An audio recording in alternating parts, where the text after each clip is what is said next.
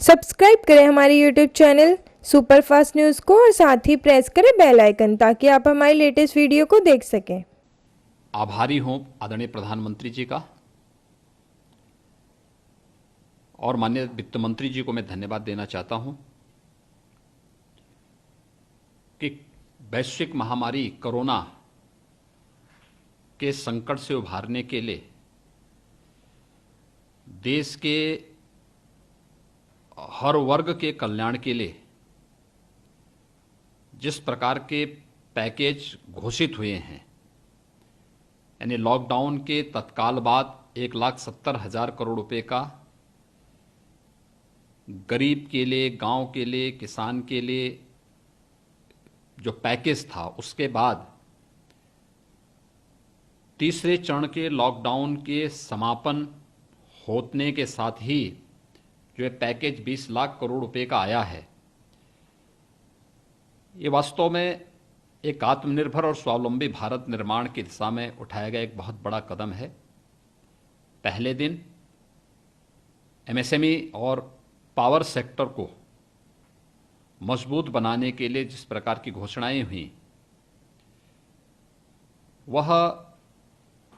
भारत की वास्तविक ताकत है। लोकल को ग्लोबल बनाने की ताकत को आगे बढ़ाने का ही एक अगली कड़ी है। कल फेरी नीति से आच्छादित होने वाले ठेला, रेहड़ी, खोमचा, पटरी व्यवसायी के साथ साथ माइग्रेंट लेबर को फोकस करते हुए जो घोषणाएं हुई हैं, और आज भारत जैसे कृषि प्रधान देश में भारत के किसानों को ध्यान में रख करके जो घोषणाएं हुई हैं, 1 लाख करोड़ रुपए के कृषि इंफ्रास्ट्रक्चर पर खर्च करने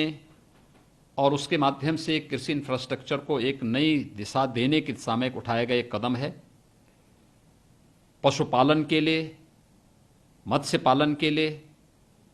मधुमक्खी पालन के लिए, और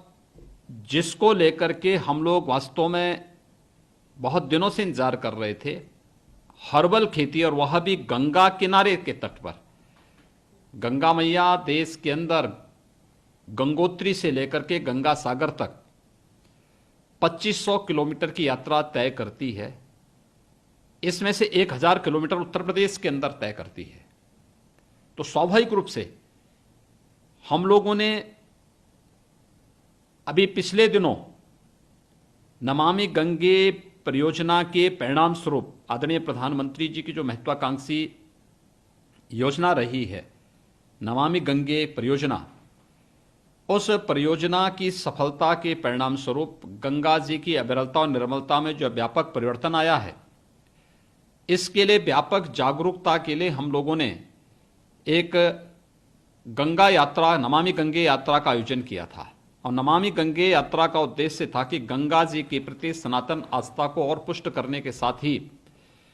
हम गंगा किनारे इस प्रकार की एक्टिविटी को बढ़ावा दें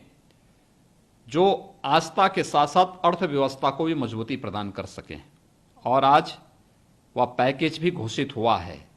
जब गंगा किनारे हर्बल खेती, 25 लाख एकड़ क्षेत्र में हर्बल खेती के साथ साथ प्लांटेशन देने की एक बड़ी कार्य योजना को मैंने अभी पिछले सप्ताह ही वन विभाग के साथ एक बैठक की थी, वन और उद्यान विभाग के साथ में, और बैठक में फोकस का बिंदु हमारा यही था